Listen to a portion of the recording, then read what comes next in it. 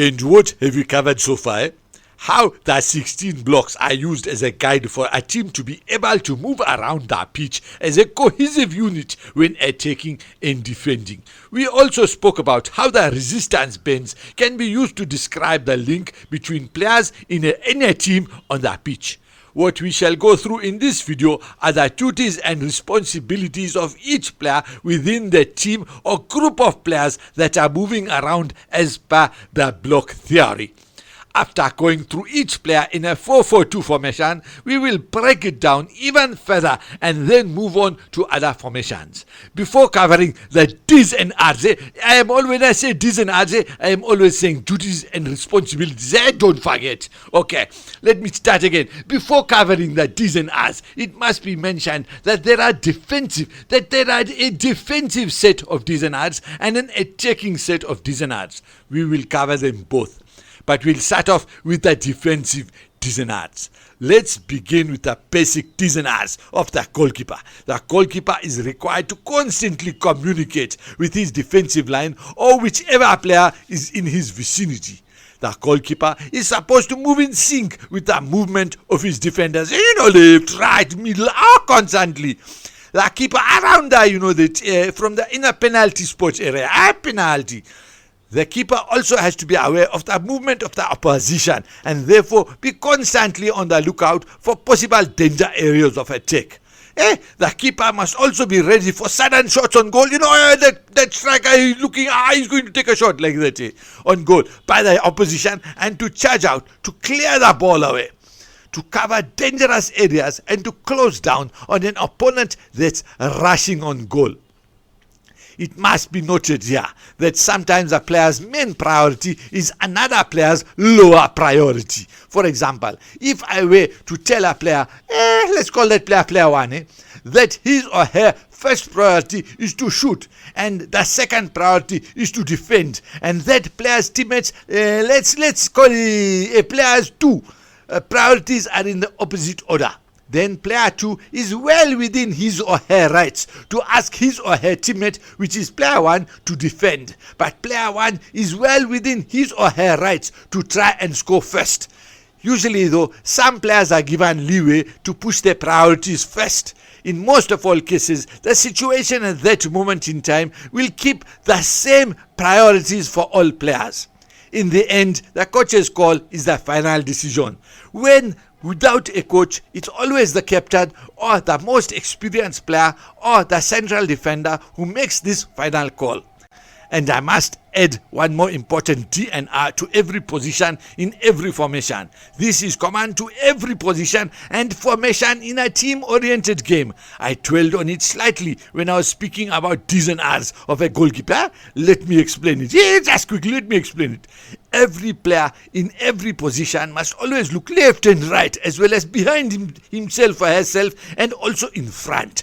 That is what I call, let me say it again, this is what I call providing data to my levels of awareness. Confusing, but please pay attention now. It is very intricate what I'm about to say.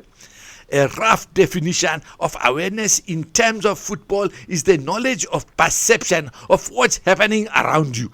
Not looking around constantly forces the player to depend upon instinct. A rough definition of instinct in terms of football is to know what to do without actually having to think through it. Instinct in football comes through an advanced level of awareness or lots of practice. It can be related to muscle memory, where, for example, if you repeat an exercise, while your muscles may hurt initially, the more you repeat the exercise, the less the muscles hurt. The brain can also store information such as how the hard drive of your laptop, PC, that is personal computer, or mobile. I didn't say PC meaning going to the toilet. That's not a joke. We are very serious. PC meaning personal computer, or mobile phone which stores information. The player can understand the situation and react accordingly through practice, leading to muscle memory and storing of information in the brain. The thing is, players can't rely on instinct all the time. Instinct can get burdened and become weak or not work properly if under pressure or when tired. Adrenaline might help with one or two incidences, but not always.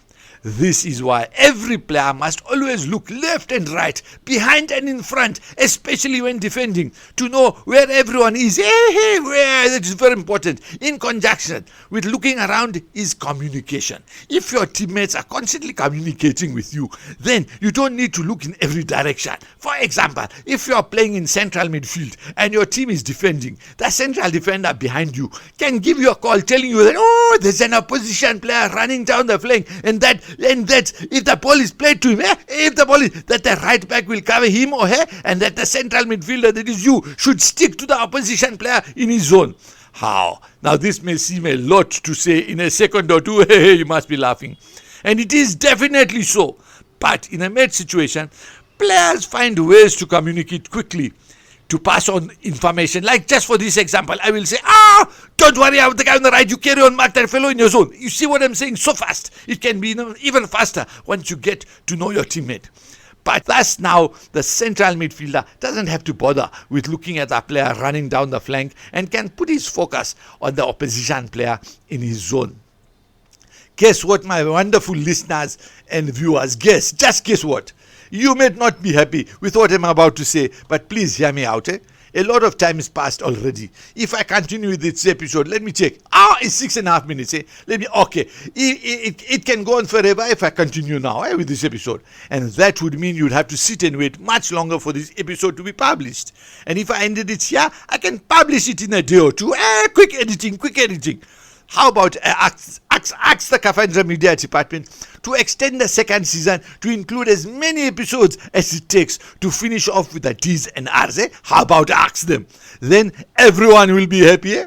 Plus, I'm also helping out with the creation and editing of most of the other videos, so I won't be able to focus only on this series. I do hope you understand. And I also hope, all of us at Kafandra hope that you are enjoying this series and everything that KMD, that is the Kafandra Media Department, is churning out, is coming up with. Do subscribe if you haven't already, like and comment, but only if you want to. Salagatle.